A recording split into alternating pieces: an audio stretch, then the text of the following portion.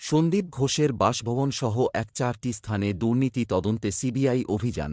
রবিবার central bureau of investigation CBI কলকাতায় আরজি কর মেডিকেল কলেজ ও হাসপাতালের প্রাক্তন প্রিন্সিপাল সন্দীপ ঘোষের বাসভবনে দুর্নীতির তদন্তের সঙ্গে সম্পর্কিত একটি অভিযানের নেতৃত্ব দেয়।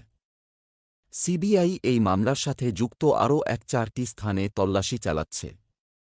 এই ঘটনা একদিন পরই ঘটল যখন সিবিআই কলকাতার আরজি কর মেডিকেল কলেজে আর্থিক অনিয়মের একটি মামলার নথিভুক্ত করে, যেখানে ৯ আগস্ট একজন প্রশিক্ষণরত ডাক্তারকে ধর্ষণ ও খুন করা হয়েছিল।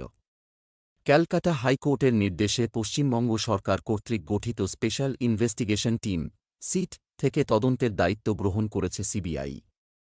যৌন নির্যাতন ও খুনের তদন্তের দায়িত্ব ইতিমধ্যেই হাইকোর্ট সিবিআইকে দিয়ে দেওয়ার পাশাপাশি আরজি কর মেডিকেল কলেজ ও হাসপাতালের প্রাক্তন প্রিন্সিপাল ড সন্দীপ ঘোষের মেয়াদকালে হওয়া আর্থিক অনিয়মের তদন্ত একটি ব্যাপক এবং পক্ষপাতহীন তদন্তের স্বার্থে সিবিআইকে স্থানান্তরিত করেছে।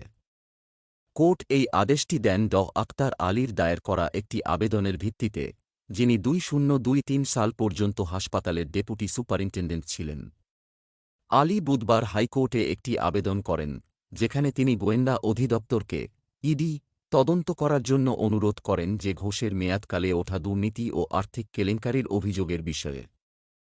তার আবেদনে আলী অভিযোগ করেছেন যে ঘোষ অবৈধভাবে দাবি না করা মৃতদেহ ব্যবহার করেছেন, অবৈধভাবে বায়োমেডিক্যাল বর্জ্য বিক্রি করেছেন এবং ঔষধ ও চিকিৎসা সরঞ্জাম সরবরাহকারীদের দ্বারা প্রদত্ত কমিশনের বিনিময়ে টেন্ডার পাশ করেছেন। আলী আরও অভিযোগ করেছেন যে ছাত্রদেরকে পরীক্ষায় উত্তীর্ণ হওয়ার জন্য ৫ থেকে ৮ লক্ষ টাকার মধ্যে পরিমাণ পরিশোধ করতে বাধ্য করা হয়েছিল। জুলাই 2023-এ আমি রাজ্য ভিজিলেন্স কমিশনে একটি লিখিত অভিযোগ দায়ের করি, কিন্তু ঘোষের বিরুদ্ধে কোনো পদক্ষেপ নেওয়া হয়নি। আমি চাই যে এই চক্রে জড়িত সবাইকে প্রকাশ করা হোক, আলী আবেদনটি দায়ের করার পর বলেছিলেন।